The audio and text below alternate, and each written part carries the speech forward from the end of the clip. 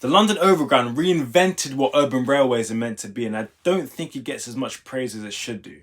So here's me praising about the London Overground and why it's so great. To start off, I thought I'd give you a little history on the network. It all started in the 1970s with a concept of creating a network of orbital services around London.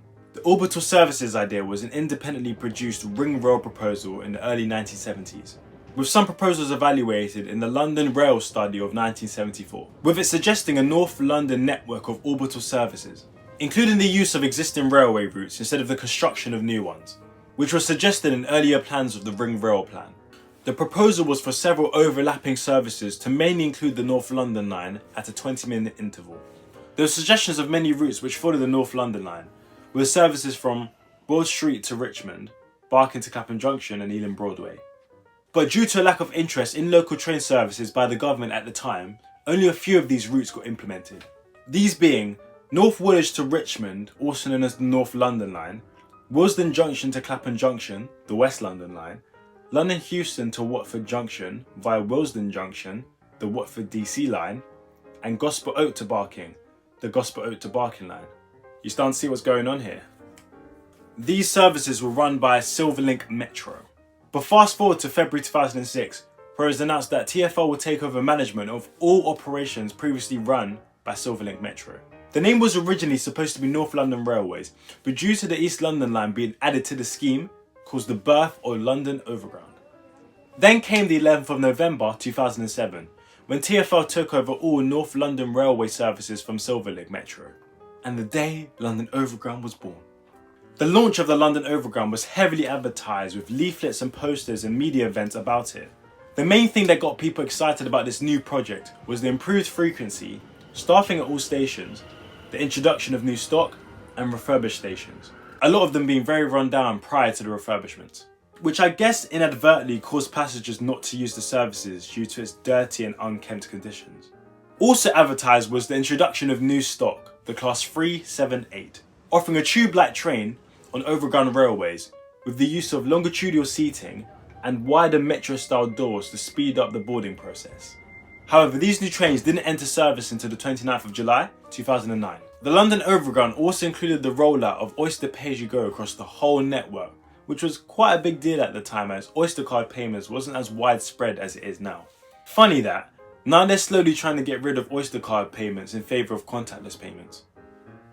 Even though the London Overground naming came from the addition of the East London line, the East London line section didn't join the London Overground network until 3 years later in 2010. 2 years later is when the South London line got added to the Overground network. Most of this route was run by Southern services between London Bridge and London Victoria. The extension included an existing alignment of track that was disused since 1911 between Queen's Road Peckham and Surrey Quays. Oh, but it didn't stop there. The London Overground saw new services added in May 2015, when London Liverpool Street to Enfield Town, Cheshunt and Chingford services got transferred over from Greater Anglia to TfL. These services used the existing Greater Anglia Class 315 and 317s until the Class 710s were built. The Class 10 providing a huge upgrade to the existing stock, with charging ports, longitudinal seating and larger gangways for more standing space. These Class 710s on these routes are usually seen coupled up with another Class 710 to make 8-carriage trains. For me, one thing that makes the London Overground so special is the incorporation of the East London line section of the London Overground, as they made full use of the historic Thames Tunnel, which is the oldest underwater tunnel in the world. Here's a cool fact. At Whitechapel, the London Overground services actually run underneath the London Overground District and Hammersmith City lines. The next train to arrive at Action 5 will be the 12:22. What are you talking about?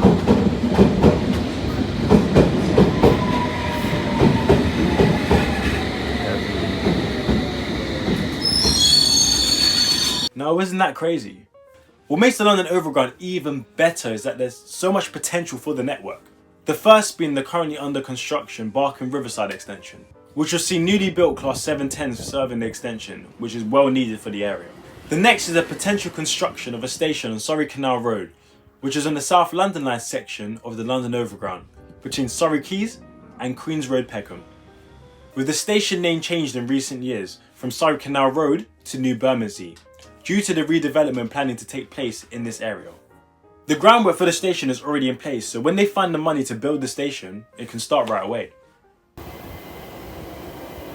So the train, if there was a station, would be stopping about now. But it's not.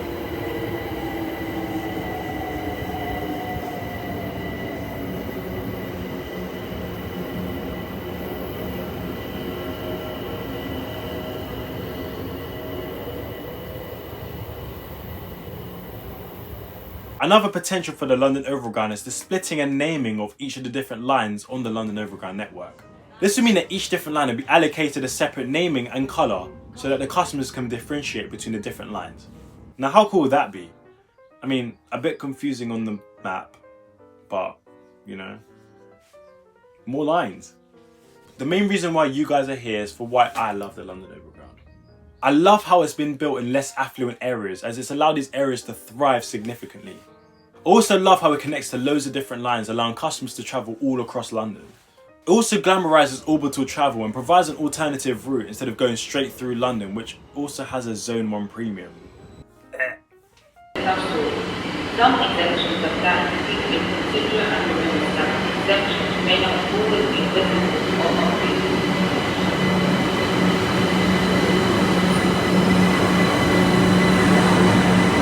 Again on that point, as it really changed a lot of rundown areas, as I was witness of it to see before what the area looked like and the shops around it and just the community around it, and from the London Overground being a place.